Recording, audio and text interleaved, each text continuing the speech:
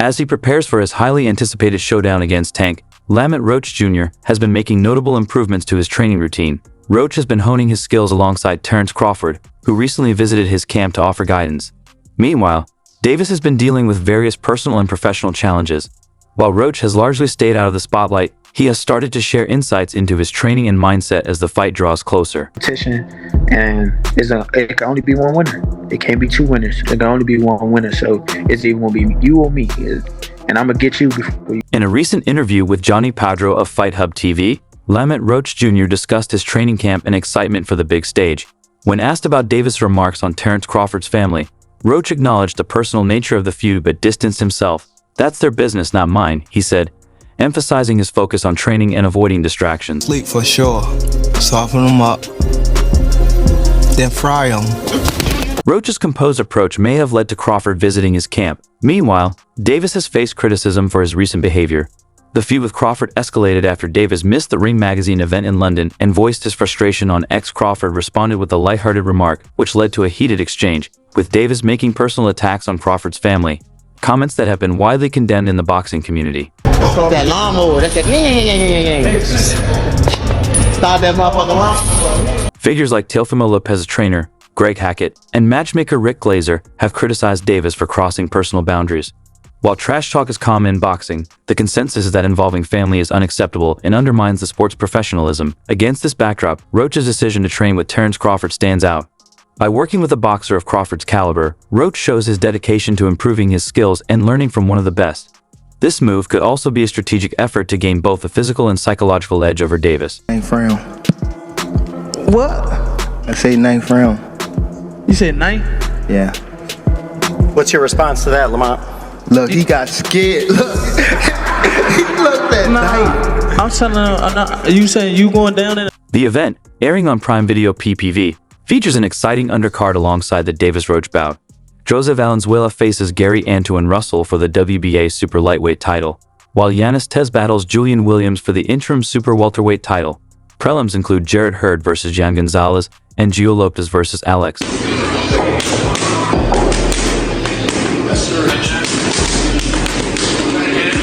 In the US, the event is available on Amazon Prime for $80. The global interest highlights its significance in the boxing calendar.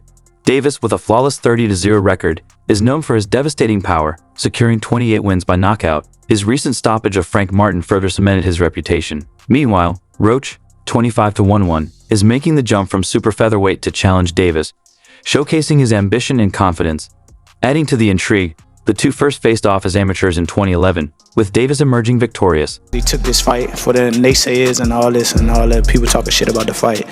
I think he actually took the fight because he know that I'm a dog, and he want to prove his skills against a dog.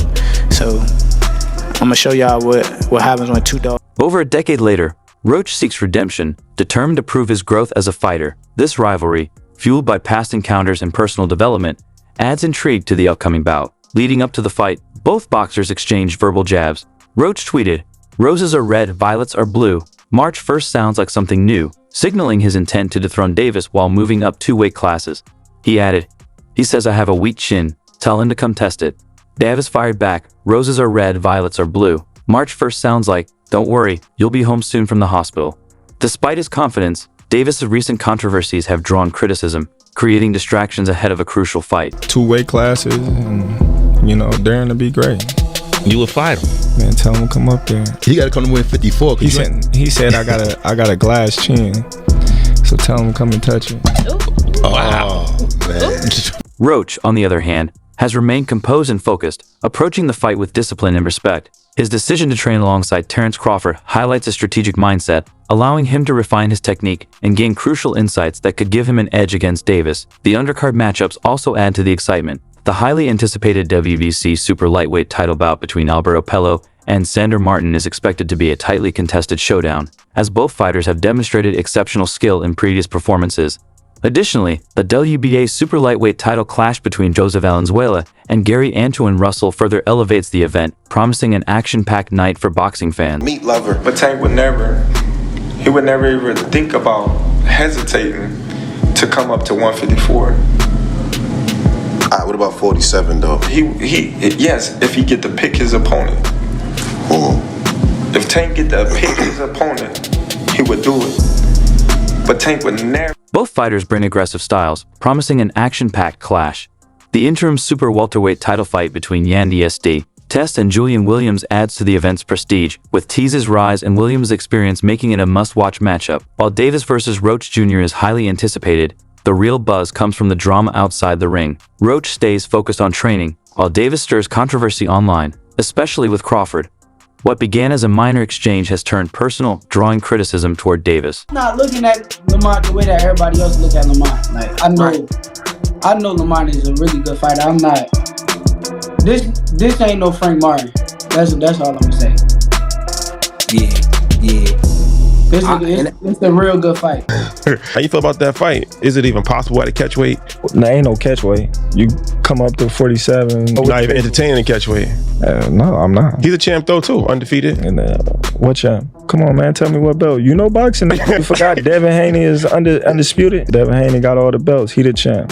Nobody else the champ. I'm gonna come up here where the big boys at. All right, I'll welcome him.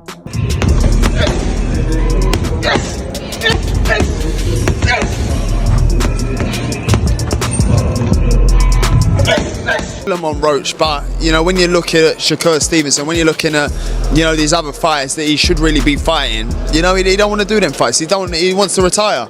Yeah. So don't come and but don't come and. Like that, this guy came to America to give me bananas and watermelon with a note on it. It's unprofessional, and I feel like it's racist. And you just made this fight a little more personal. If we was to fight right now on the streets, I'll break your fucking neck. And that's on my kids. And you know it, I know it, and the whole world know it. And I'm not talking about no fighting in the ring. If me and you was to fight outside, I will break your neck. Beat his ass for y'all talking. Shit. Wait, I don't give a fuck. I better be quiet. I don't give a fuck if y'all was quiet, if y'all was loud. We got the whole hood over there. Like, twisted up. You consider you and Gervonta friends? Friends? Probably. Is it gonna be hard to go in the ring and fight your friend? Not at all. Are you all gonna be friends after? Yeah, why not? Either way it goes. Both making money. Yeah. But you guys are making each other bleed. Hopefully I'll just make him bleed. Oh, true. Yeah, man, I mean, it's gonna go. Tank gonna be losing the first 3 rounds. Then he's gonna download the data. Then he gonna knock this dude out in round 7 or 8. Then he gonna do the backflip. Then Jim Gray's gonna get in the ring, or Caleb Plant's wife, and say, who do you want next? And Tank's gonna say, I want all those guys. And they're gonna go to him.